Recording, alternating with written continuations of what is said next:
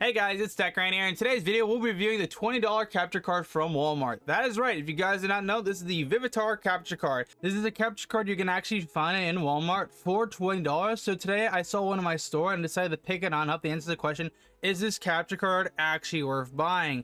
And I plan to do a little series here on the channel where I go over capture cards that I think are interesting or that might be worth buying, but I want to test them to figure it out. So if you see a capture card on Amazon or somewhere and you want to recommend it, let me need to check it on out, let me know in the comments down below. But today we'll be answering the question, is it actually worth buying? And of course, you know the specs about this. It costs $20 plus tax. It's like $21.18, but we're going to round down to $20 for the timing because that's what it says. And it supports a 1080 60 fps signal, and it also supports supposedly a 4K 60 hertz signal too. So like, you could hook up a 4K camera to this. I don't know how consistent that will be, but we're gonna try hooking this on up and see if this actually works. But first, let's get into the unboxing. So let's get into the unboxing. First of all, the box is pretty cheap in itself, but you can see, of course, supports your DSLR, your game console, all that jazz, and then it's gonna capture via HDMI in to USB out. So like, there isn't an HDMI out, meaning that you'll probably have to get an HDMI splitter. And what an HDMI splitter does is take the HDMI in signal from your actual like console. Let's say my Xbox from output goes here, then I plug the output into this, so then you can plug it into this, which would then capture it for your laptop, and you can have the second one running out to your actual monitor in itself. So like, I'll hover an HDMI splitter down below for you guys if you want to grab one for yourself for this capture card, if it actually like is worth its value. But let's open this on up. Okay, so we can open it from the bottom here, and what you'll get is, first of all, the Vivitar Capture Card, which is like very tough to pull out, but you can see it's USB 3, and then you have HDMI in, and of course you actually have yourself a adapter. So this is for USB to USB-C. Let me pop this on out, that is.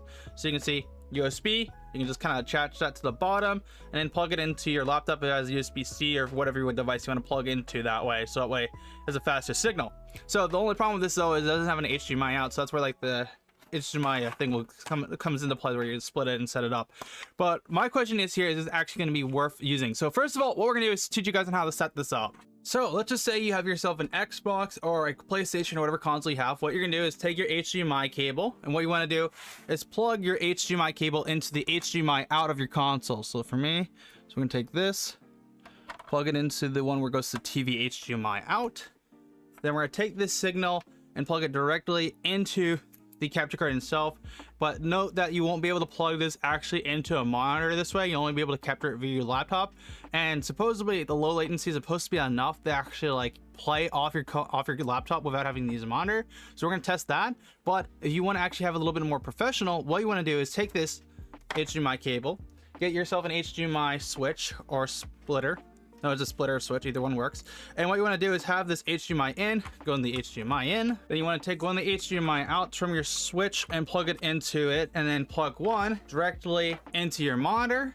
Then take another one HDMI cable, plug into the HDMI out, and then plug that one actually into the capture card itself. Then you can plug this actually into your computer that you might have access to. So I'm just going to do that for the time being myself. Now, if you were going to add this capture card in OBS, all you have to do is go to add a source and then go to video capture device. And then you just add this as a USB device. It's kind of just plug and play, similar as the USB 3 capture card reviewed recently. However, I did notice a problem with it. And you can probably see here, I'm actually catching my PC, not my Xbox. For some reason, when I was capturing my camera, it worked perfectly fine. And when I was capturing my PC gameplay, like you see here, perfectly fine, it wasn't capturing my Xbox and it had the rainbow effect. I'm not entirely sure why that's the case. Maybe it's just like the Xbox signal is bad, but I want to test a few other things. So let's test a Nintendo Switch. Okay, so I connected Nintendo Switch and the Nintendo Switch works. So I'm not entirely sure why the Xbox wasn't working, but I guess maybe the Xbox 360 just has a bad signal or something like that and doesn't want to pick it up.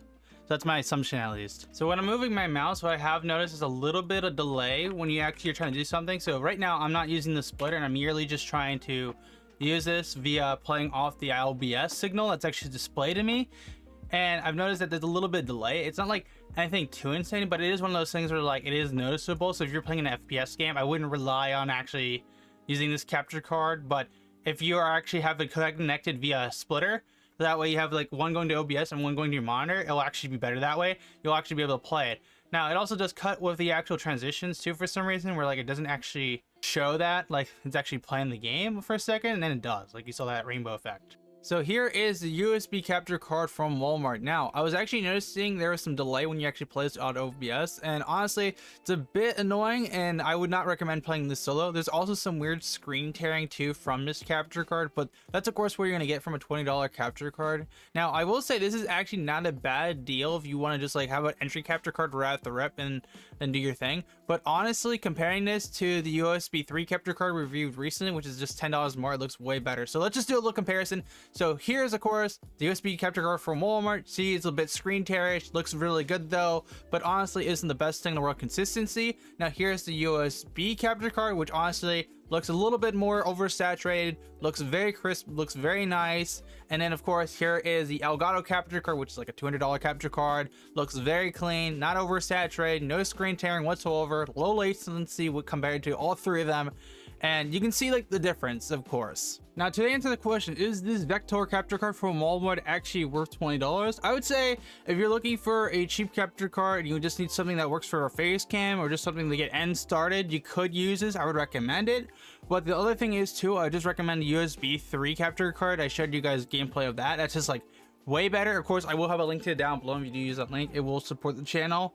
And then of course the Elgato capture is like a no-brainer. If you just want to get something like high-end that will be consistently, that won't have any screen tearing, won't be oversaturated, the audio will be fine, there won't be any problems with that, then the Elgato capture card's like, if you really want to be just like 100% no problem down the line, that's what you want to go for. But yeah, what do you guys think about this capture card though? Let me know in the comments down below. I definitely think it's kind of worth it if you're just getting started, but besides that though, that's about it. If you guys enjoyed my review here today, make sure to smash the like button and get subscribed so you don't miss some future tech content, and I'll see you guys in another video. GMAN out.